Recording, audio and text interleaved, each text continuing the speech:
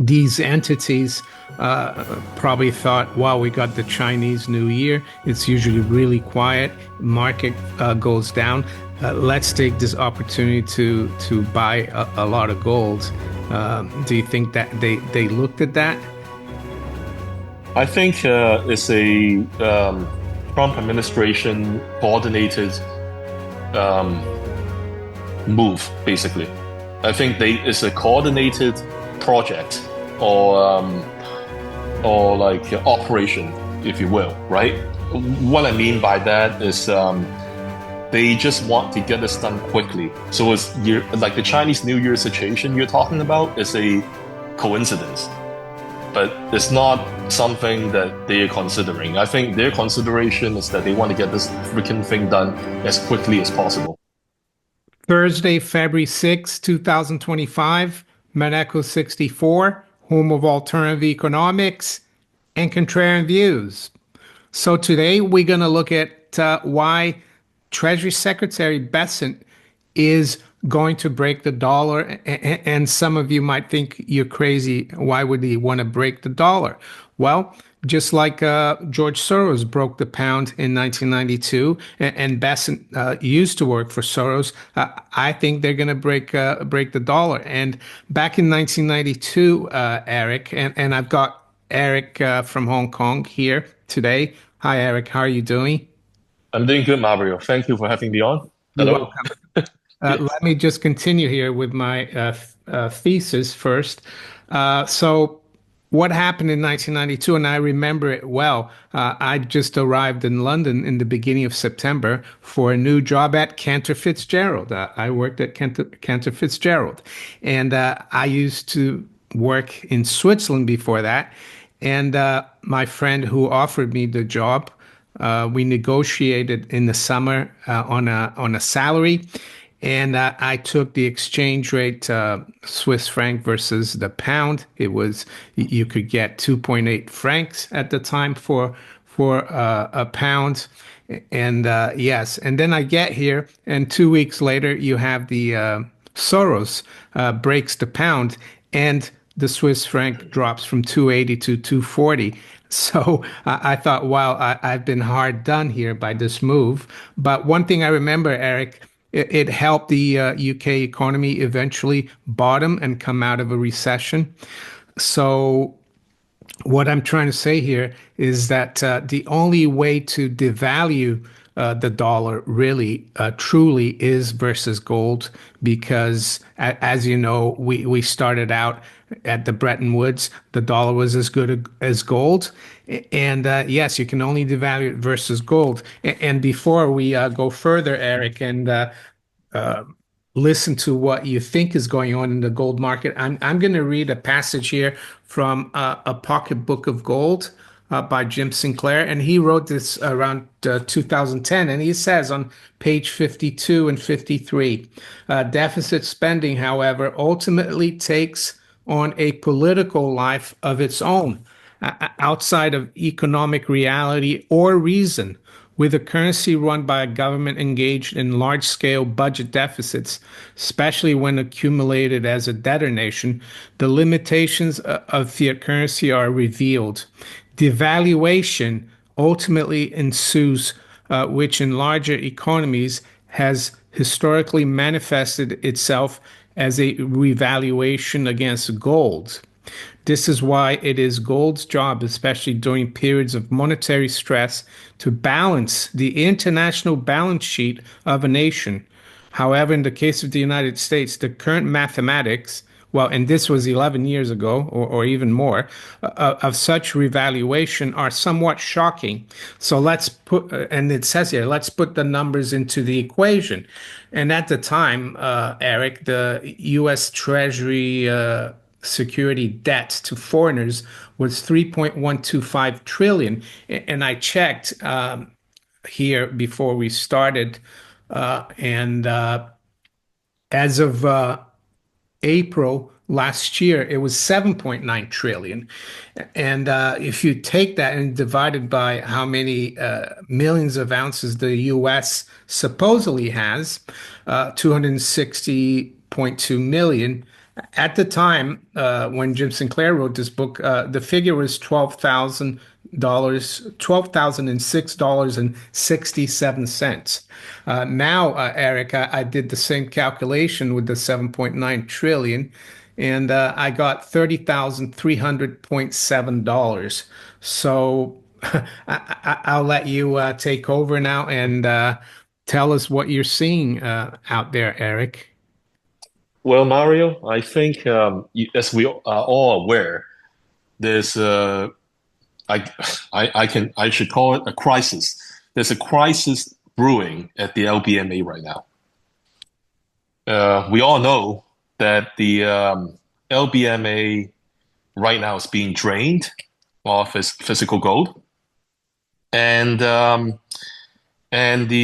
delivery time for physical gold at the LBMA has gone from T+2 to T+60, or T+84.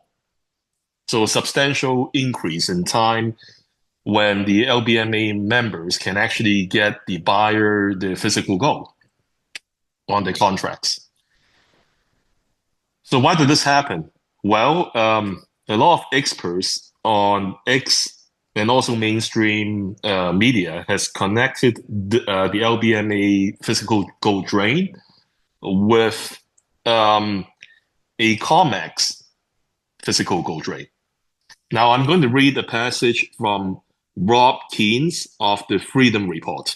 He recently tweeted this on his X account. Delivery notices are up to 44,972 contracts of 100-ounce gold for February contract. That is 4.5 million ounces, valued at roughly 12.7 billion in gold per morning spot prices. If a large chunk of these deliveries don't go out, then hell will break out on the exchange. So I wrote something on my X account, on my I tweeted this, commenting on the fact that the COMEX, if it's anybody else, they would stop the big gold buyer from taking delivery and withdrawal of the physical gold. The only possibility that this is being allowed without the COMEX stopping it is if the physical gold buyer potential withdrawer of the physical gold at the COMEX is the Fed, the US government, or one of their proxies. Now, if you remember the Hunt brothers, we talked about that before the show. They were stopped, from cornering the silver market in 1980. The COMEX raised margin requirements, right? Use whatever means necessary to stop the Hunt brothers. Now, I know that this time the situation is a little bit different because all indicators are pointing to the fact that the big physical gold buyer at the COMEX right now is price insensitive and also margin insensitive. Because Rob Coleman has recently posted that the COMEX is continuously raising margin requirements for gold. Yet, we don't see any indicator of these delivery notices going down.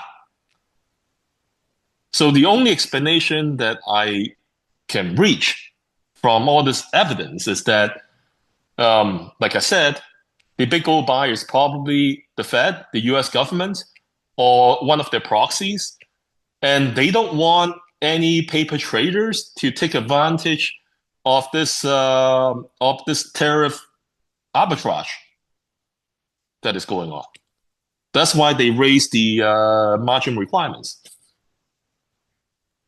That's very interesting because usually The COMEX raises margin requirements when the market is rising a lot to take out the speculators and the price corrects sharply. And we haven't seen that lately. We've seen the price continue to go higher. And so could you explain maybe to the viewers why it would make sense for the U.S. to bring back their gold? Is it because they don't have the gold that they say they profess to have? I think it is because they've been leasing a big part of that gold to keep the price under control for so many years that now the other thing.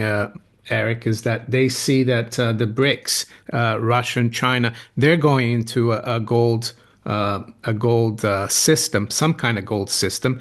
And I don't know if you saw recently, Marco Rubio, the Secretary of State, basically admitted that we're now in a multipolar world. So, do you agree with me then that the U.S. The only way for them to get back into this multipolar world would be to massively devalue their currency, but they have to do it versus gold because if they try to do it versus other currencies, the other currencies are just gonna devalue as well, and it's going to be a race to the bottom. So why not have a race to the bottom just versus gold? Is that how you see it too? I see that, Mario. And what I see right now is that, like you said, they probably do not have the 8,100 tons. I'm talking about the US, okay? They probably do not have the 8,100 tons of physical gold that they tell the world that they have. So they probably don't have it, all of it. They might have, my theory is that they might have 7,000 tons or maybe less. Some people say less, right? Nobody knows. We're just all speculating, okay?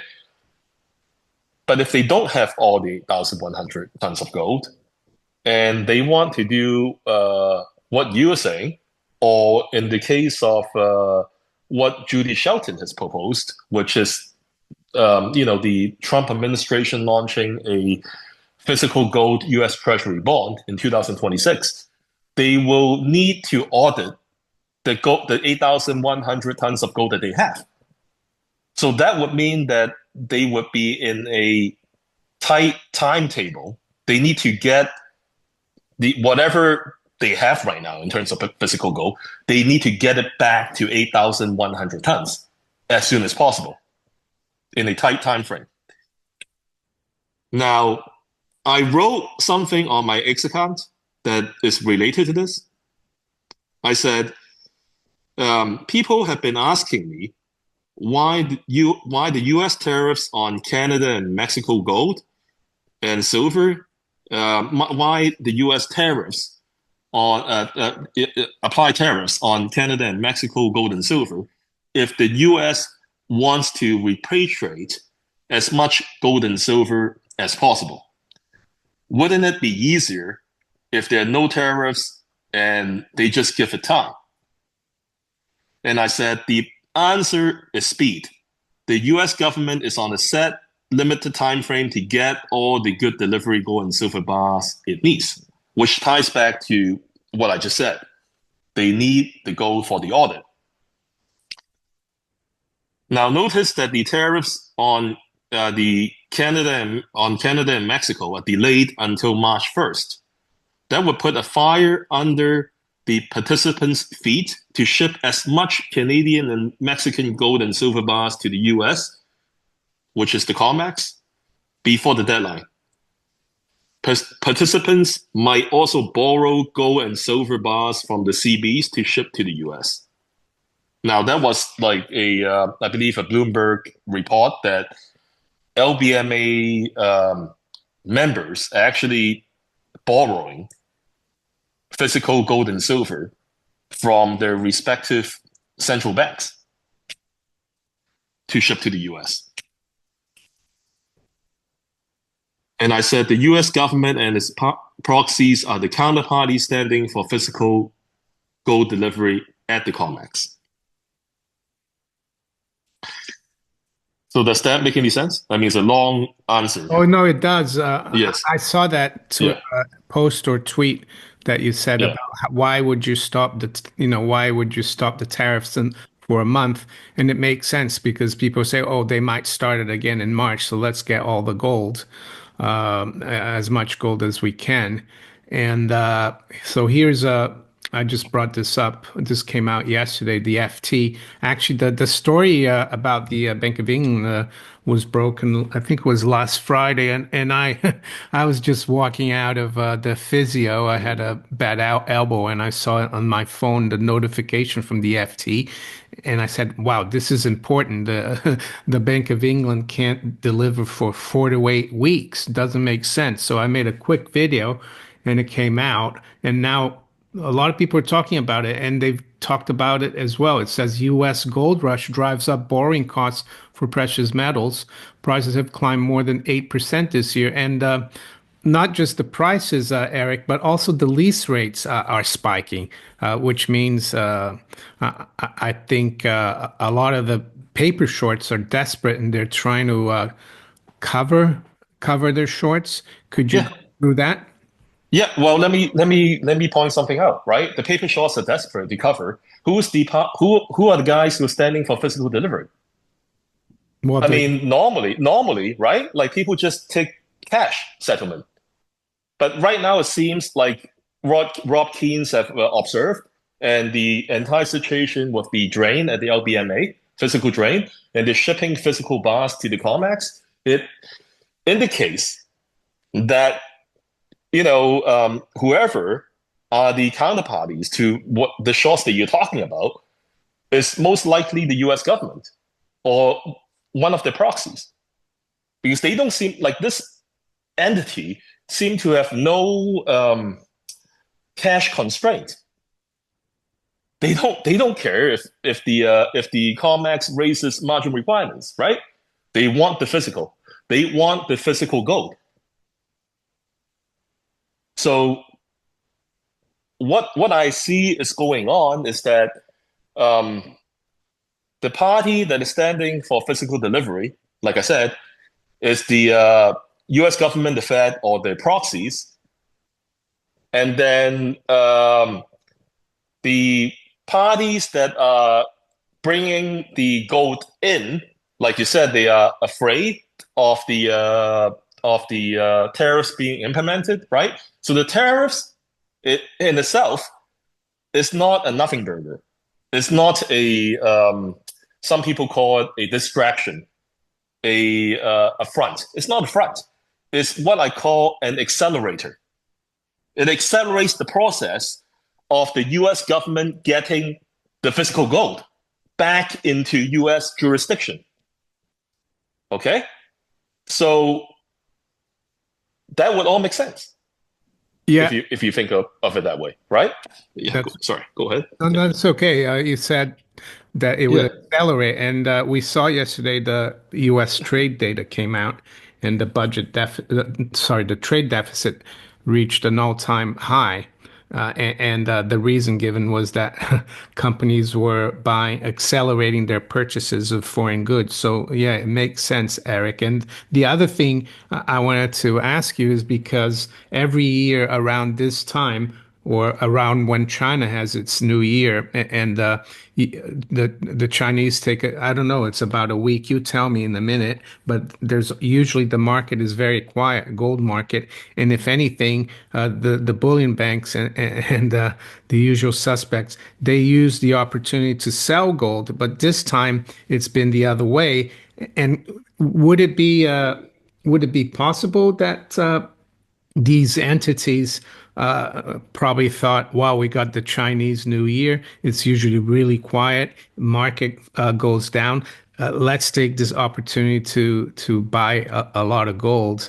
Do you think that they looked at that? I think it's a Trump administration coordinated um, move, basically. I think it's a coordinated project or like operation, if you will, right? What I mean by that is they just want to get this done quickly. So it's year like the Chinese New Year situation you're talking about is a coincidence, but it's not something that they're considering. I think their consideration is that they want to get this freaking thing done as quickly as possible.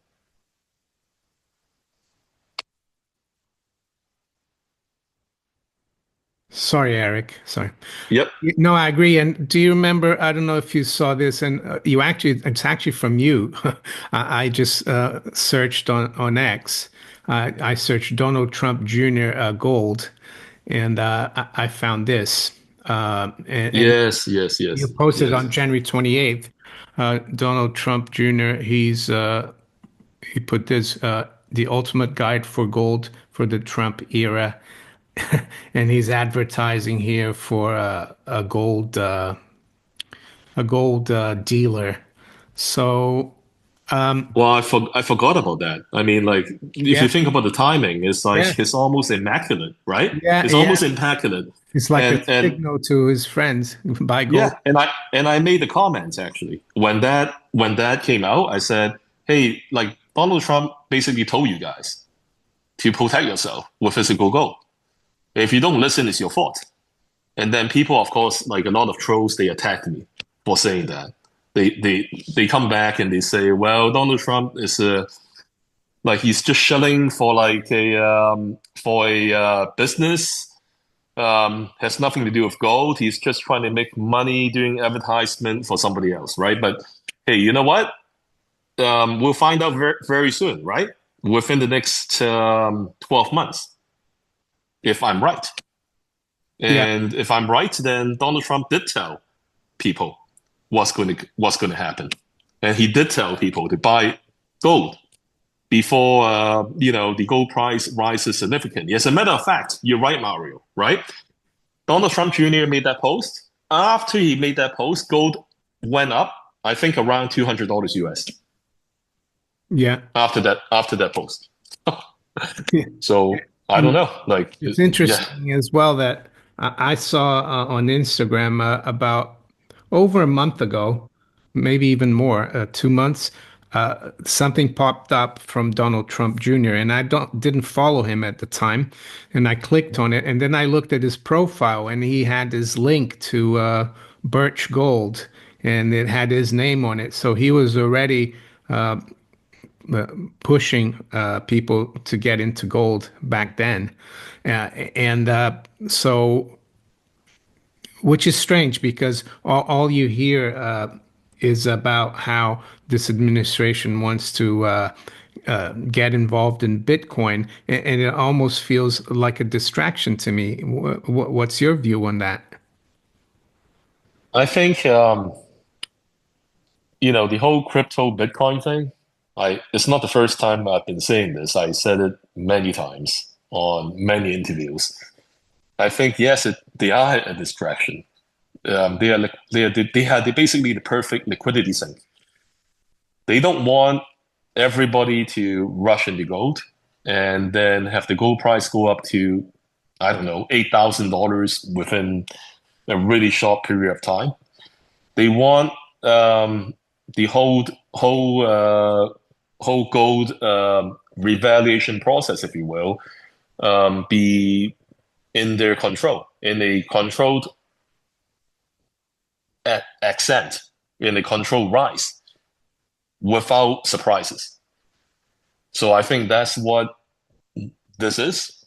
Like they don't want everybody to be in gold. But at the same time, Donald Trump announced it through his son's X account because he does want to warn his followers about what's to come and to protect themselves with physical gold. Yeah, that makes a lot of sense. And Yeah. what do you think? China and other countries who've been buying gold, I'm sure they're looking at all these developments. Is that going to push them to come in and start buying before the U.S. buys even more? Or do you think they have enough now and they're just sitting and waiting? The Chinese government, they don't care. They buy at every price point. the Chinese citizens, they are buying right now. I mean, if you look at the situation at Chinese gold jewelry retail is booming. A lot of people are buying. My friend Bai from Shanghai has videos of this, of people packed at these gold markets in China, lining up to buy physical gold. Now, I think if gold breaks 3,000 US dollars, and people ask me, well, isn't China using RMB and kilograms to calculate the gold price? Yes, but they look at the international gold price too. They look at the gold price at the COMEX and the spot Western gold price as well, right? And 3,000 US dollars is a psychological barrier. Once gold passes 3,000 US dollars and it stays above 3,000 US dollars, I think a lot more people in China will start buying gold as an investment. Okay? Because right now, people are buying it as a hedge to inflation, hedge to the RMB yen, okay? Maybe a insurance kind of savings for a rainy day, but they're not really buying it as an investment in China. So that's my answer. I see. And yesterday I saw an article that came out on Bloomberg, Eric, and it says Russians bought a record amount of gold last year as they sought to protect their savings amid sanctions, obtaining the equivalent of about a fourth of the country's annual output. So even Russian retail is getting involved in gold, which is very interesting. So I don't want to put you on the spot, but I think this process of devaluation might take a year or two, or maybe I don't know. Trump wants to really accelerate it. So my question to you is, where do you think, aside from that equation that I went through in the beginning that gave us a level of 30,300, where do you think is a realistic target for gold? I'm not even going to say 2025, but in the next year or two, where do you think we're going to have to go to balance the accounts, international accounts? Because that's what it is, really. It's going to be about balancing the international accounts. Okay, so I'm going to read something that Luke Groman posted on his X account, and it answers your question. It says, as impressive as the rally in gold is, the market value of US official gold is only back to 9% of foreign-held US treasuries. We have to get to 20%, which is 6,300 US dollars gold, just to get back to 1989 levels, when the US unipolar moment began. And 40%, which is $12,600 of gold, just to get back to the long-term average. So Luke answered you, right? I mean, just to get back to the long-term average of 40%, we have to get to 12,600 gold. Yeah. Now, is the Trump administration ready to do that in one go? I have no idea. But Trump is, I mean, he has the balls to tell the CIA to retire, like the entire CIA. I saw that. It's I incredible. mean, that's insane, right? So after that news, I figure he can do anything. He'll try anything, right? But whether or not he'll go $12,600 US dollars gold in one shot, I have no idea. It's like, I mean, Winston Churchill, I think, revalued gold against the UK pound back in the day, but he did it too like the price he said was too low, right? I remember Well, listening actually, to Jim Ricketts say this, yeah, right? Eric, Yeah, he didn't yeah, even revalue it. yeah. He went back to the same rate that they had before World War One, and that's why it failed. If Okay, there you are. Right. So I don't know if to Trump is going to do like a too low of a price, right? If like yeah let's say he does like some people say 3,000 is a joke, right? But some of these guys they have absolute trolls on X, right? yeah They say Trump is going to revalue it to 3,000. I mean, come on. We're $100 away from $3,000 US gold, I know right? that's not And enough. you have the nerve to write that on X. Are you kidding me? Yeah. Right? Well, Okay, so they don't know so about okay, gold so and let's say that like Trump that would be a huge mistake. That would be basically what Winston Churchill did, yeah. like And what you said. I Okay, guess that's it. the Luke That's it. Groman figure is Yeah. similar to what Jim Sinclair was saying here. Jim Yes. Sinclair was giving you the 100% figure, and Jim Groman is giving you the 40% figure. So there you go. Yes. Yeah. So Eric, just I don't want to keep you too long. What about the miners? How do you see them? And maybe you could tell the viewers the difference between, the producers and the explorers and how they react to gold. Okay. So I'm going to read you something from my pinned post, and I wrote this in January of 2022. So 3 years ago, right? Okay.